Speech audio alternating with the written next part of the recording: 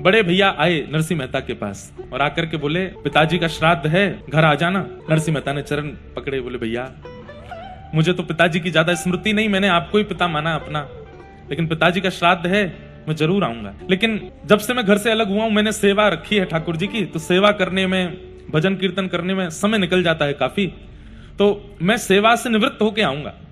और उसमें मुझे कितना बच जाएगा, कितना समय लगेगा मुझे पता नहीं, तो पर मैं आऊंगा, पर सेवा निवृत्त होके आऊंगा। अब नरसिंह मेहता जी ने कुछ गलत तो कहा नहीं था, लेकिन भैया को यह बात बुरी लगी। पिता का श्राद्ध है और अभी भी तू ठाकुर जी की सेवा की प्रधानता बता रहा है, बिल्कुल आने की आवश्यकता नहीं है, मेरा तेरा भाई का संबंध भी आज मैं नष्ट करता हूं।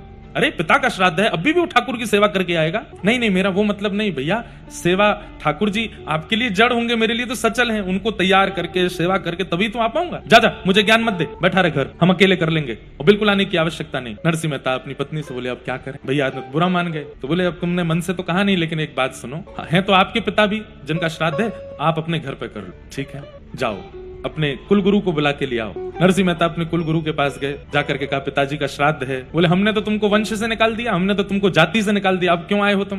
बोले भले ही मैं जाति से अलग हूं, लेकिन पिताजी तो मेरे आपकी जाति के ही हैं, उनका श्राद्ध करवाने आ जाइए। कुलगुरु जी बोले हमने तो आपके बड़े भैया को वचन दिया है, उनके यहाँ जाएंगे और एक बार में एक ही जगह श्राद्ध खाना चाहिए, आप क्या नहीं आ पाएंगे, आप कोई और व्यवस्था कर लो। नरसिंह मेहता बोले कोई बात। दूसरे ब्राह्मण देवता के पास गए, बोले कि हमारे कुलगुरु तो व्यस्त हैं, आप ही करा दीजिए। उन्होंने लंबा चौड़ा सब व्यवस्था बताई। बोले देखो तुम नागर ब्राह्मणों से हटा दिए गए हो। बोले जी पता है, अब यही एक मौका है कि तुम सब ब्राह्मणों को प्रसन्न करो, तो अकेले मुझे मत बुलाओ, जितने नागर ब्राह्मण है सबको बुलाओ, सबको उचित भोजन कराना, सबको दक्षिणा देना, सबके पांव धोना, सबको प्रणाम करके सबसे क्षमा मांगना, तब जाकर के सब तुमको आशीष देंगे, तो तुम्हारे पिताजी का श्राद्ध भी सफल होगा, और जो तुमने गलतियां की उसमें तुमको क्षमा मिलेगी, तभी तुम्हारे पिताजी का श्राद्ध सफल होगा।